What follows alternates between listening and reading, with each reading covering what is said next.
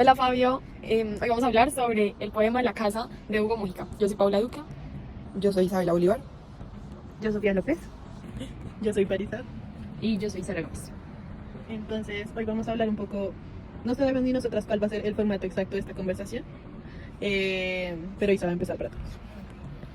Bueno, para empezar yo quiero leer un fragmento de una partecita del poema que estaba al principio, que incluso creo que lo leímos en clase, que decía: algo semejante a esta experiencia es la casa, la vivienda que habitamos, dentro de la cual y gracias a la cual somos. Entonces yo me acuerdo que cuando lo escuché en clase yo pensé que lo asocié con que nosotros somos porque estamos habitando algo y también somos porque somos como alguien o algo para algo. Entonces me imaginé como si yo existiera sola, sin nadie, digamos en un lugar vacío, entonces no sería nadie porque no estoy habitando ni soy alguien para algo. O sea, como que sí, como que en parte, para que podamos ser alguien, tenemos que estar habitando a alguien o tiene que haber algo más.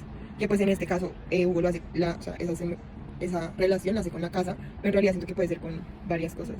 El entorno, las personas, sí. Pero o sea, según eso que te estás diciendo, entonces yo no soy si no hay otras personas, pero si yo soy Pero y hay una casa, sí, sí soy. Exacto. O sea, no necesito hacer otro, sino que tiene que ser simplemente Un algo. lugar. Pero un lugar vacío no sé si podría, porque no habrían los ritos de que la habla. Sí, no tiene que ser un lugar conformado. Que era otro de los temas que yo quería traer un poco, que me parecía interesante, que era lo que él hablaba, que pues siento que lo que tú decías iba de eso, de que la casa es la piel, con la piel, algo así creo que era que decía, la piel de la piel. Sí. Entonces así es como nos reconocemos a partir de un lugar, algo así. Pero entonces también hablaba mucho en un punto cuando empieza a hablar como del hogar y el fuego y los ritos que se generan en las casas. Entonces, pues claramente me acordé mucho de la clase de rito, porque pues era un poco entender eso, ¿no? Como que uno tiene muy normalizadas las dinámicas que tiene en su casa o lo que sea que pasa, pero cuando uno va a visitar a alguien todo es muy diferente y cada persona tiene un rito diferente en su casa y cómo está organizada y cómo son los eventos, entonces no sé. Y eso se relaciona con la parte del poema que eso que tú dices de cuando uno visita y que los ritos son diferentes se relaciona con la parte del poema de también del recibir a un huésped. Creo que ahí él intentaba hablar de eso. Yo creo que también viendo como la casa, no como algo aparte, sino como la extensión del cuerpo. O sea, y también de lo que decía que tú no te vas de la casa, sino como desde de volver, como que tú no llegas a tu casa, sino que tú vuelves. Entonces, pues como mientras uno leía el poema, yo digo, bueno, ¿y qué pasa cuando la gente se muda o se tiene que ir a vivir a otro lado? Entonces, como yo creo que es más como, no de casa como física, sino como el hogar que uno conforma, porque al final cada uno siempre vuelve al hogar, uno no llega al hogar. Tú llegas a una casa, pero tú vuelves siempre a tu hogar. Sí, aunque tú te vayas, no sé, de intercambio o lo que sea, tú vuelves como a tu hogar, independientemente pues ya sea físico o no. Y como viendo la casa como la extensión del cuerpo, donde se generan todos esos ritos y prácticamente donde uno se desarrolla como individuo. Pues yo creo que esto lo conecto un poquito con la charla que dio Hugo en la Filbo, porque como que puedo ver ya leyendo el poema como lo que él expresaba en esa charla. Entonces en una parte él decía como que su poesía era relacionada con la naturaleza, sobre todo como con los elementos naturales como el agua, la tierra, no sé qué.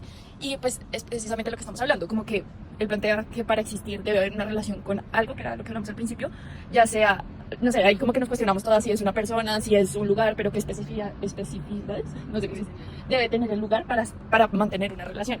O también en la parte que él habla del fuego, como en la charla dijo algo de que la poesía para él era como una antorcha en medio de la noche, que decía que la poesía era como el silencio en medio de un mundo ruidoso, algo así, como que ya escuchándolo hablar literalmente enfrente mío y leyendo su poesía, como que entiendo muchas cosas de cómo es la concepción del mundo y como había también una parte en la que él mencionaba que también era esa posibilidad de seguir viviendo siendo como niño, como de la niñez, y creo que pues el hecho de una casa, creo que la mayoría lo conectamos con la niñez, como que uno, o bueno, por lo menos me pasa a mí, que yo pienso en un hogar, como en esta calidez, en esta relación, como con los elementos, y para mí me transporta a la niñez. Aún así yo tengo una casa hoy, es diferente ese sentimiento, y sí creo que me hace entenderlo mucho más a él como poeta, como escritor, esta obra, y escuchándolo hablar. Sí, total. Por un segundo había olvidado por completo que lo habíamos visto. Y 100%. Tipo, o sea, antes lo habíamos leído un poco y siento que estaba muy confundida.